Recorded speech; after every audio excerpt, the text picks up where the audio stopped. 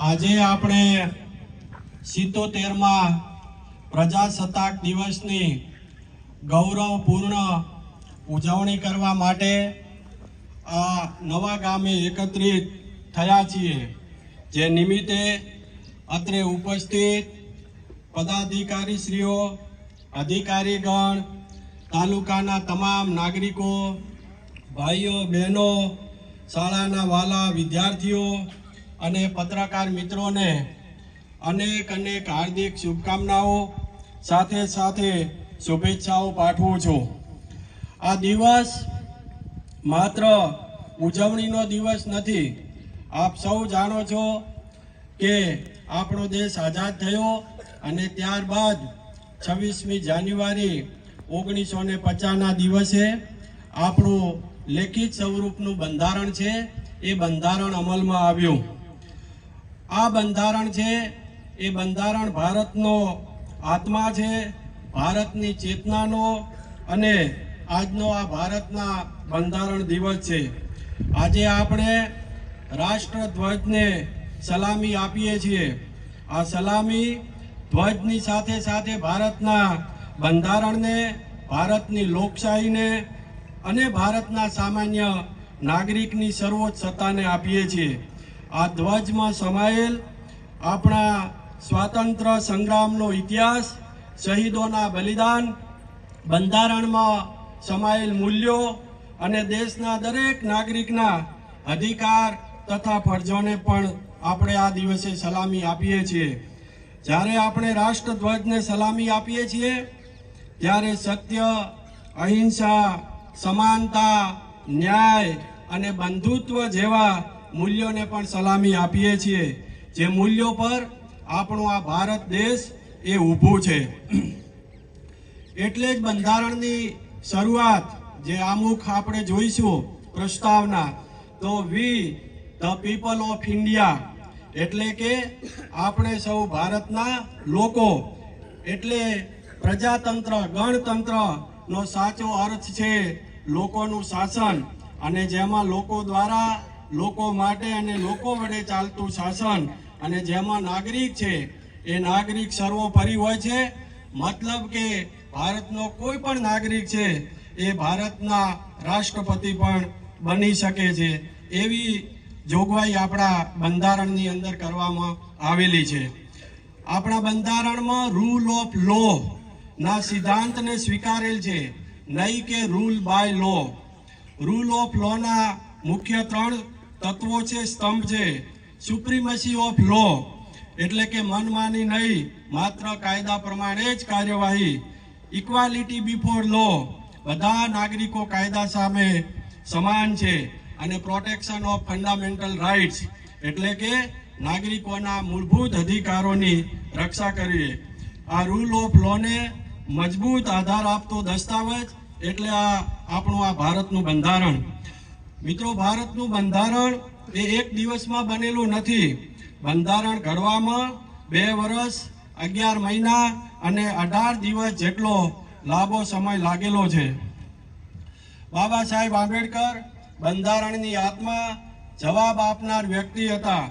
Bharat Ratna doctor Baba Saheb Ambedkar માત્ર કાયદાના નિષ્ણાત નહોતા, તેઓ સમાજના ઘા ઓળખતા વિચારક હતા। તેમણે કહ્યું, political democracy without social democracy not last long, અર્થાત જો સમાજમાં સમાનતા નહીં હોય, જો ગરીબ વંચિતને ન્યાય નહીં મળે, તો મતદાન માત્ર એક ઔપચારિકતા બની જશે। એટલે જ બાબા સાહેબ સમાનતા, માનવ ગૌરવ અને બંધુત્વના બંધારણના હૃદયમાં મૂક્યા। બંધારણનો ઉદ્દેશ પ્રસ્તાવનાનું તત્વજ્ઞાન, બંધારણની પ્રસ્તાવના ભારતનું દર્શન છે। જસ્ટિસ એટલે કે ન્યાય, જેવા કે સામાજિક ન્યાય, સૌ પ્રથમ સામાજિક ન્યાય ઉપર ભાર મૂકવામાં આવ્યો છે, ત્યારબાદ આર્થિક ન્યાય અને ત્યારબાદ રાજકીય ન્યાય। લિબર્ટી એટલે કે સ્વતંત્રતા, જેવી કે સૌને વિચારવાની સ્વતંત્રતા છે, અભિવ્યક્તિની સ્વતંત્રતા છે, અને બિલીફ એટલે કે માન્યતાની પણ સ્વતંત્રતા રહેલી છે। ત્યારબાદ ઇક્વાલિટી એટલે કે સમાનતા, જેવી કે કાયદા સામે સમાનતા, બધી તકોની અંદર, ઓપોર્ચ્યુનિટીની અંદર તકની અંદર સમાનતા અને સૌને સરખું માન મળે એ માટેની ઇક્વાલિટીની પણ જોગવાઈ કરવામાં આવેલી છે. અને ફ્રેટર્નિટી એટલે કે બંધુત્વ જેવી કે રાષ્ટ્રીય એકતા, માનવ ગૌરવ આ માત્ર શબ્દો નથી, આ ભારતની ભવિષ્યની દિશા છે. ભારતના બંધારણમાં મૂળભૂત અધિકારોની ખૂબ જ મહત્વની ભૂમિકા છે. જેમ કે આર્ટિકલ 14, આપ સૌ જાણો છો કે ભારતના બંધારણની અંદર ફંડામેન્ટલ રાઇટ્સ પણ આપવામાં આવેલા છે અને એનો મુખ્ય ઉદ્દેશ છે કે ભારતના નાગરિકોને પોતાના મૂળભૂત અધિકારોનું રક્ષણ કરવું. રાજ્ય કોઈ પણ વ્યક્તિને કાયદા સામે અસમાન વર્તન નહીં કરે. મતલબ કે અમીર હોય કે ગરીબ, અધિકારી હોય કે સામાન્ય નાગરિક, કોઈ પણ પ્રકારના જાતિ, ધર્મ, લિંગ જેના આધારે રાજ્ય ક્યારે ભેદભાવ કરી શકે નહીં.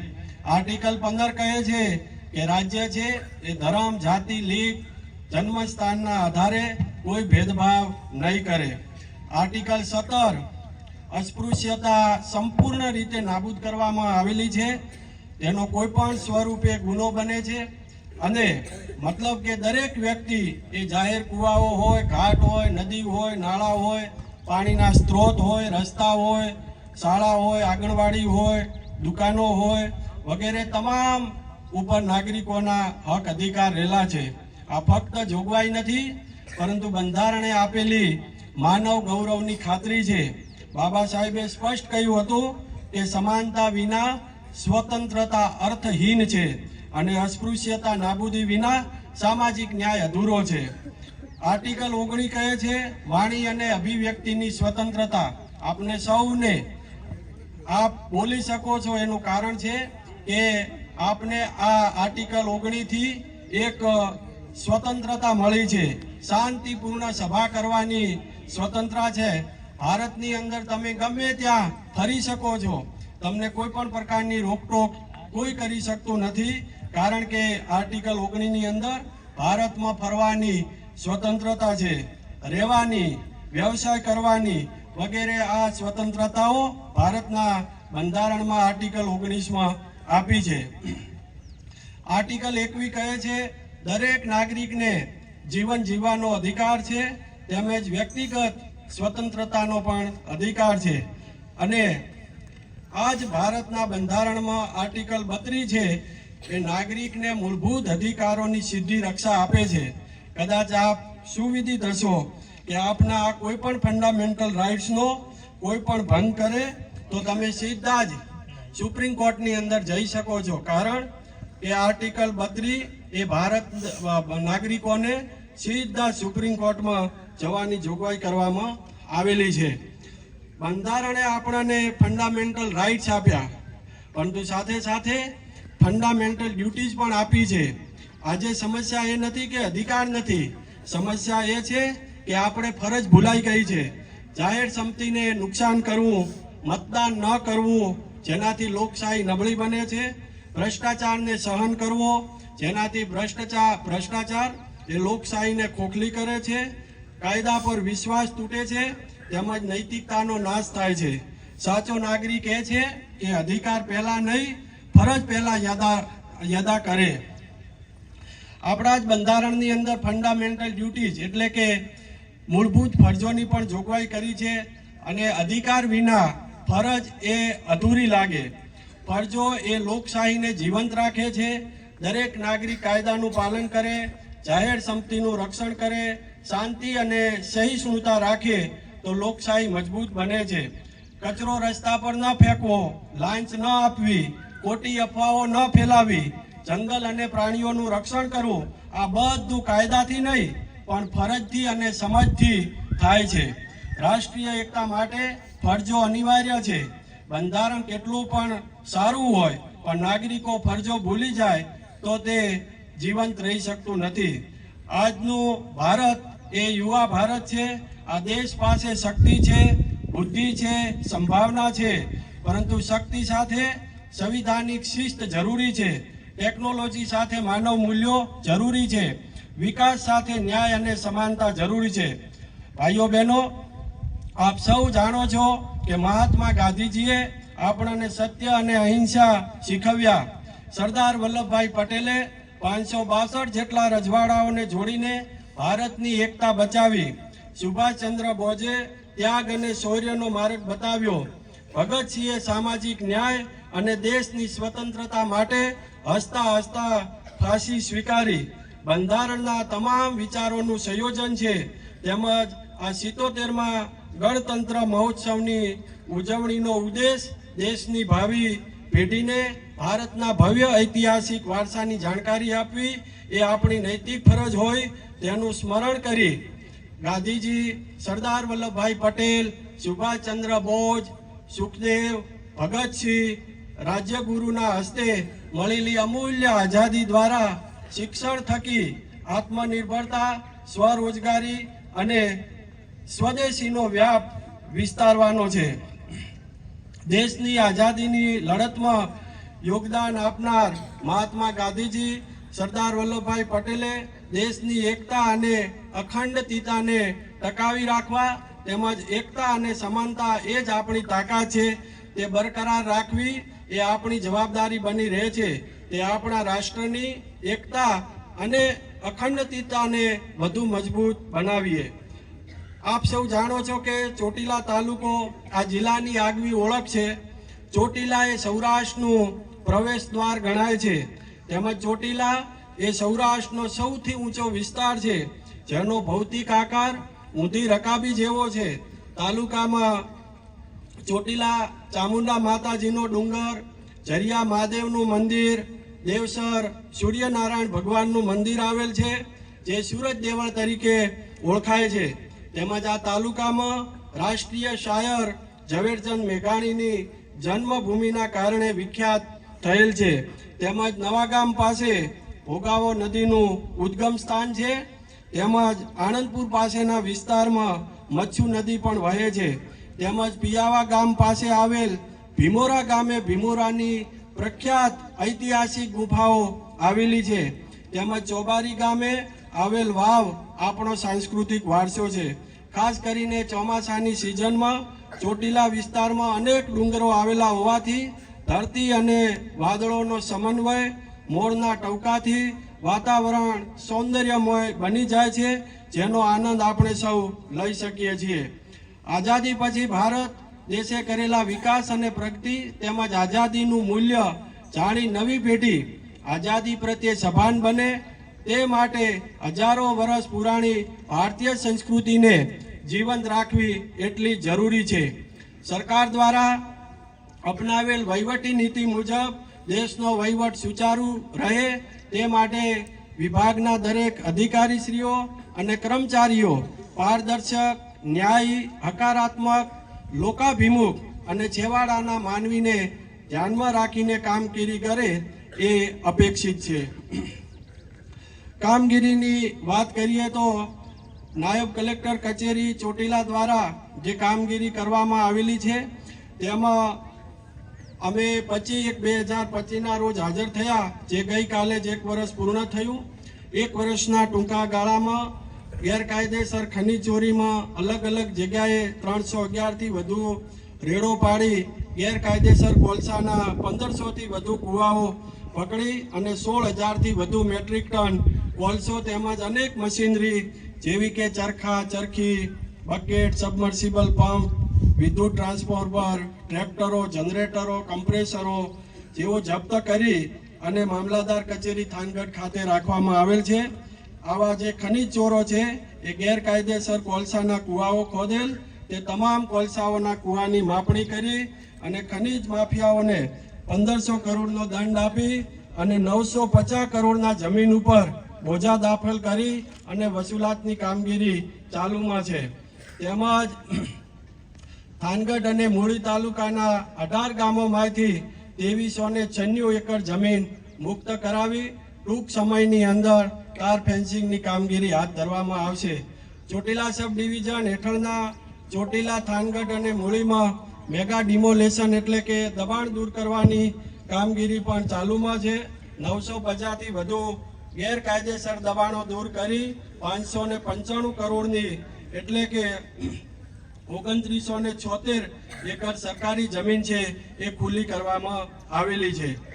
સાથે સાથે ચોટીલા સબ ડિવિઝનમાં જે ઓવરલોડ અને રોયલ્ટી પાસ વગરના ડમ્પરો, ટ્રકો, ટ્રેક્ટરો નીકળે છે તે ગેરકાયદેસર ખનીજ વહન કરતા 307 જેટલા વાહનો પકડી અને 4,01,52,400 રૂપિયાનો દંડ પણ વસૂલ કરવામાં આવેલ છે. ખનીજ ચોરી માટે જે વપરાતા વિસ્ફોટકનો ઉપયોગ કરવામાં આવતો હોય છે એમાં પણ ખાસ કરીને સ્કૂલ છે, હોસ્પિટલ છે, સરકારી બિલ્ડિંગો છે અને ઘરોને મોટા પ્રમાણમાં તિરાડો પડતી હોય છે, નુકસાન થતું હોય છે એવા એક્સપ્લોઝિવ મેગેઝીનના 7 ગોડાઉન જપ્ત કરી 28 લાખનો મુદ્દામાલ સીલ કરીને કાર્યવાહી કરેલી છે. તાલુકાની અંદર અસામાજિક પ્રવૃત્તિ કરતા ઈસમોને પાસા હેઠળ તેમજ તડીપાર કરવાની પણ કામગીરી થયેલી છે, જેમાં 21 ઈસમોને તડીપાર કરેલ છે તથા આ અંગે ચોરી કરતા 234 ઈસમોના અત્રેથી જામીન અને જાત મુચરકા લેવાની કામગીરી કરી છે. ઉપરાંત 88 ઈસમોને તડીપારની દરખાસ્ત પોલીસ વિભાગ તરફથી મંગાવવામાં આવેલી છે. તેમજ ચોટીલા તાલુકાના 8 ગામોને જે સુરઈ કેમિકલ કંપનીને કારણે જે નુકસાન થતું હતું તે સુરઈ કેમિકલ કંપનીની સામે પણ કાર્યવાહી કરવામાં આવી છે. 14 કેસો પબ્લિક ન્યુસન્સમાં લઈ અને નિકાલ કરવામાં આવ્યો છે. 228 પાક રક્ષણ હથિયારના પરવાના રિન્યુ કરવામાં આવેલ છે.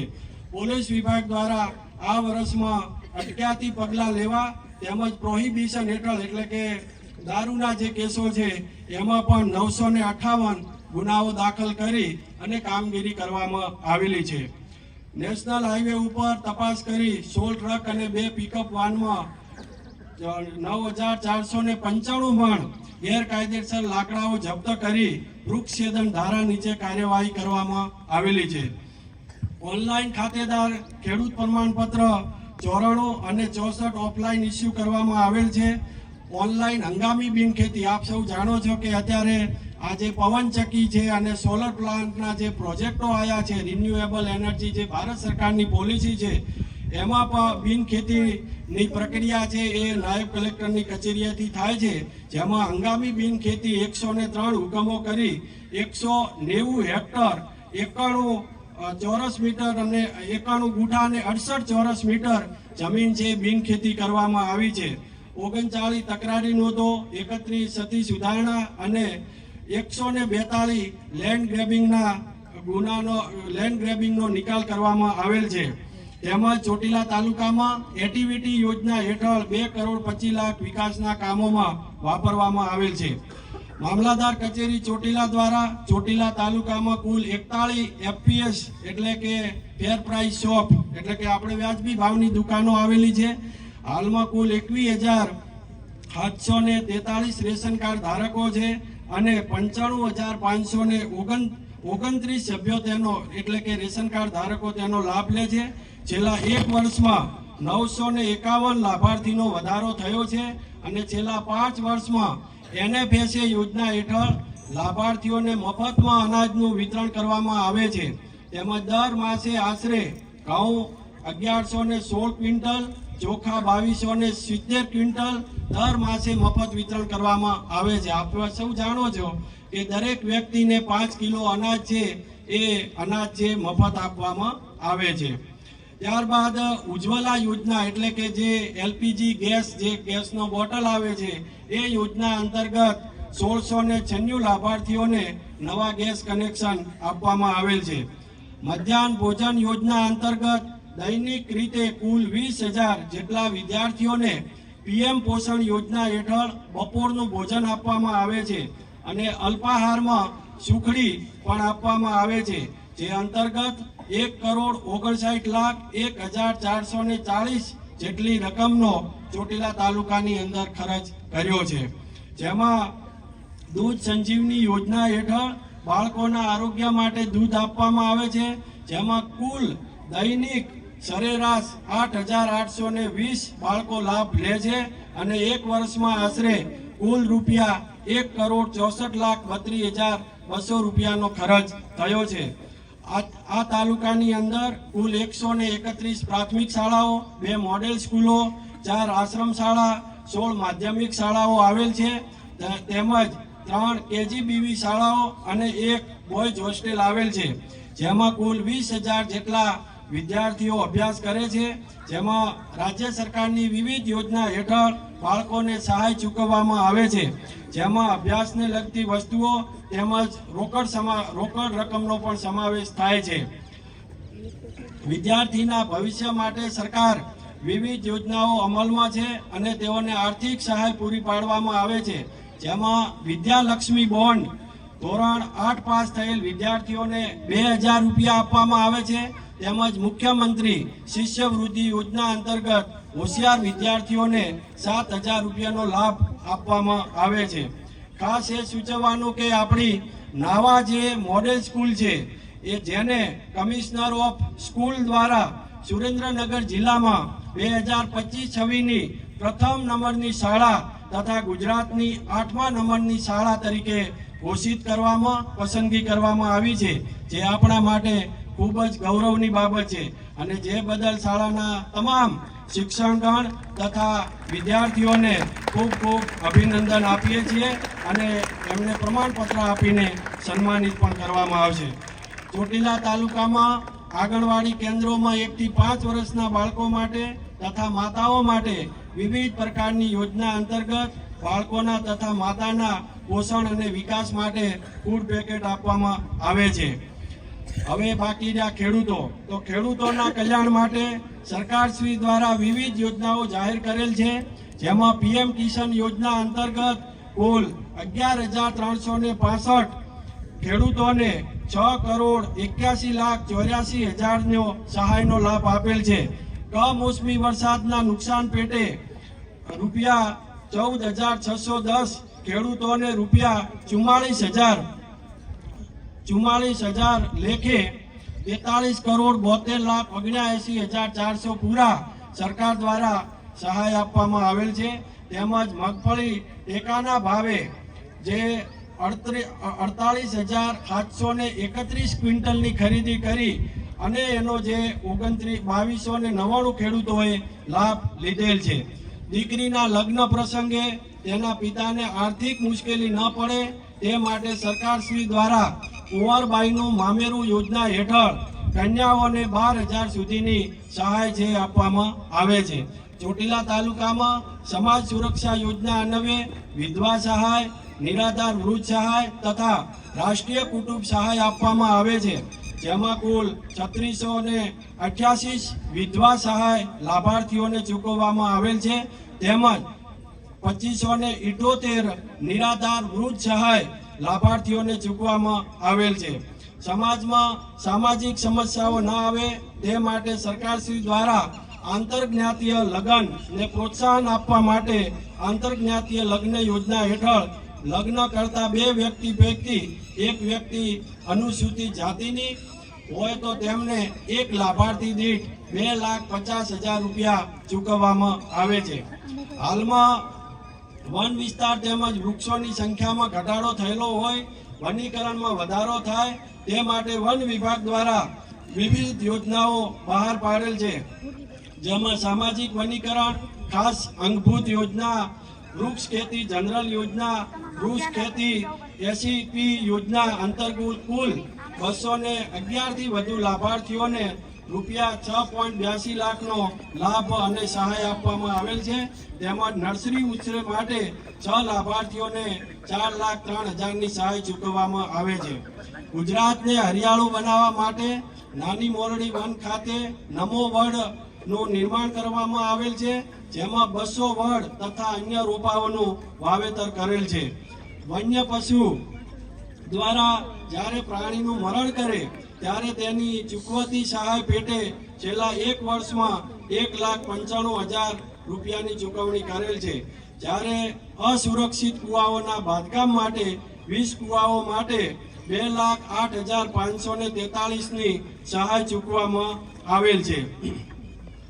દેશના લોકોનું આરોગ્ય સુચારું રહે, સારું રહે તે માટે આરોગ્ય વિભાગ દ્વારા વિવિધ યોજનાઓ જાહેર કરેલ છે, જેમાં આયુષ્યમાન યોજનાનો સમાવેશ થાય છે, જેમાં દર્દીઓને દવાખાને જે દાખલ કરવામાં આવે છે તેઓને 10 લાખ સુધીની કેશલેસ સારવાર તથા ટીબીના દર્દીઓને દર માસે 1000ની સહાય કરવામાં આવે છે. ચોટીલા CHCમાં સૌથી વધુ પ્રસૂતિ એટલે કે ડિલિવરી થાય છે એ આપ સૌ જાણો છો. તેમજ સગર્ભા મહિલાઓને શ્રેષ્ઠ ગુજરાત પ્રોજેક્ટ અંતર્ગત પ્રાઇવેટ હોસ્પિટલોમાં પ્રસ્તુતિમાં સોનોગ્રાફી કરાવવામાં આવે છે.